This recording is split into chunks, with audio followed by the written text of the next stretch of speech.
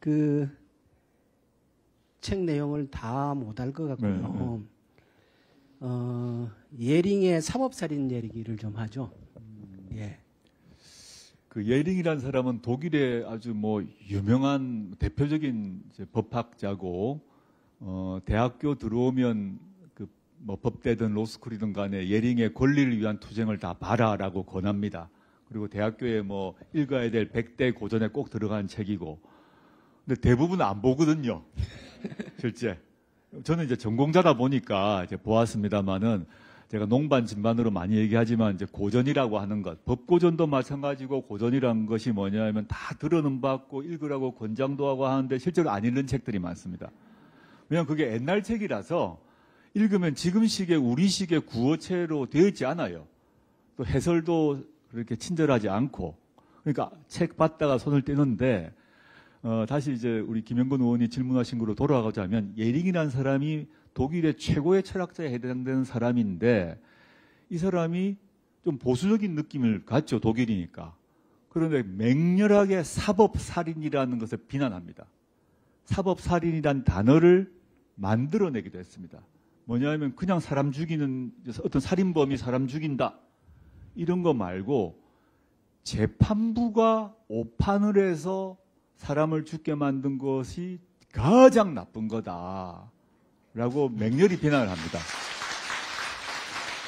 그게 이제 사법살인이란 거고, 그럼 그게 당시 뭐 18세기 독일에만 있었느냐? 그게 아닙니다. 우리나라에도, 우리나라 역사를 보게 되면 권위주의 정권 때 수많은 민주화 운동하던 사람이 사형 선고 당해서 죽었거든요. 인혁당 재건이 사건은 판결 선고 나자 몇 시간 만에 사형 집행을 했고, 근데 그걸 권위주의 정권 때는 그렇다 하더라도, 그건 뭐 그때 야만의 시대라고 하더라도, 그게 요즘에 개명천지에 일어나나라고 생각할 수 있습니다. 근데 최근의 예만 딱 제가 말씀드리자면, 그 찾아보시면 나올 수 있는데, 서울시 화교 공무원 사건이라고 쳐보시면 나옵니다. 최근 사건입니다. 유우성 씨란 분이 화교 출신인데 서울시 내려왔습니다. 우리나라 내려와서 한국에 안착하고 서울시 공무원이 됐는데, 여동생이 또 월남해가지고 그 안착했습니다. 근데 간첩으로 찍힙니다. 근데 이제 막 검찰과 국정원이 막 압박을 해가지고 이 간첩으로 만들어 가요. 근데 이제 이 사람이 실제 뭐 중국에서 누구를 만났냐 안 만났냐 하는데 안 만났다 이걸 된 거죠. 간첩 안 만났다 했는데, 국정원이 중국 정부의 서류를 위조해서 검찰에 제출하고 그걸 가지고 간첩이라고 주장했던 것이 폭로가 됩니다. 나중에 다 무죄 판결 받습니다. 이게 개명천지의 지금도 진행되고 있다는 거죠. 근데 그걸 내렸던 사람들은 책임을 안 지고 있어요. 그리고 그 유우성 씨를 기소했던 이시원 검사는 현재 윤석열 정부의 공직기강 비서관입니다. 그러니까 예링의 권리를 위한 투쟁이라는 책에 이런 구절이 나옵니다. 법률의 수호자, 파수꾼이 법률의 살인자로 변한다. 그러니까 이 법을 해석하고 집행하는 사람이 법률의 파괴자가 된다는 거죠. 이런 일이 흔히 발생을 하고, 이 부분에 대해서는 훨씬 더 엄벌에 처해야 한다라고 얘기를 하는 거고요. 그리고 그 페르시아 왕이 그 누구더라? 캄비세스 왕. 어려운 단어기 때문에. 부패한 판사의 가죽을 벗기죠. 그렇죠. 예, 그 죄인 이름이 뭐였죠? 그러니까 이제 아주 유명한 그림인데요. 제 책에 소개되어 있습니다만은 그림이 두 장이 딱 연결되어 있습니다. 첫 번째 그림은 뭐냐면, 첫 번째 그림은 어떤 사람의 이 가죽을 벗기는 장면입니다. 근데 그 벗김을 당하는 사람이 그 사법살인 또 부패한 판사인 겁니다. 이란에, 페르시아에.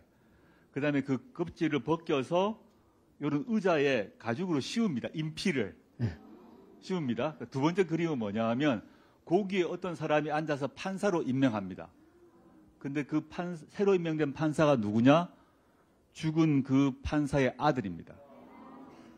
그래서 너 아버지의 가죽으로 벗겨 있는 그 재판석에 앉아서 재판하라 라는 그 유명한 그 왕이 그렇게 하니까 이제 그 느낌이 오시죠. 그 아들이 어떻게 됐겠습니까? 잘못하면 나도 가죽이 벗겨져서 이렇게 되는구나.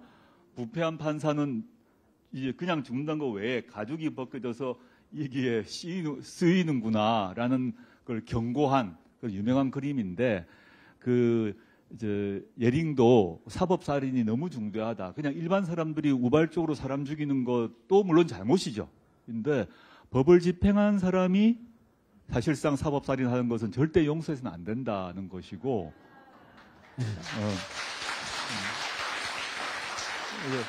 아까 제가 유성시 사건 얘기하면서 두 가지 얘기 하나만 예를 들었는데 하나만 짧게 더 하자면 과거에 유서대필 사건이라는 게 있었습니다. 좀 제법된 사건인데 그때 난리가 났습니다. 민주화 운동권이 사람을 자살하도록 이렇게 부추기고 유서를 대신 썼다. 근데 다 그게 가짜란 게 확인되죠. 그래서 다 무죄 판결 납니다. 오랜 세월이 흘러서. 근데 그 유서를 대필했다고 유죄 판결 확정이 되었던 그 강기훈 씨는 간암에 걸려서 지금 오늘 내일 하십니다.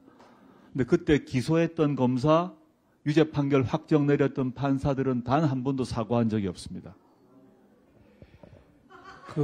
잠깐요. 1712번 흰색 스포티지 차량 차 좀 빼달랍니다. 그 강기훈 씨는 저도 아는데요. 사실 그게 말이 안 되는 겁니다. 근데 그 사건을 당시에 법을 해석하고 집행했던 사람들이 책임지지 않고 반성하지 않는다는 사실은 저는 이 책의 표현대로 하면은 정말 인피를 벗겨야 할 대상들이라고 생각을 합니다.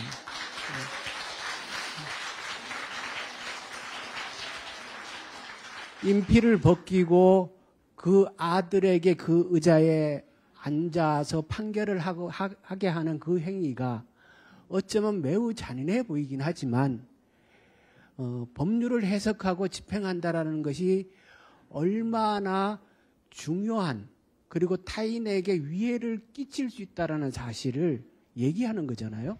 예.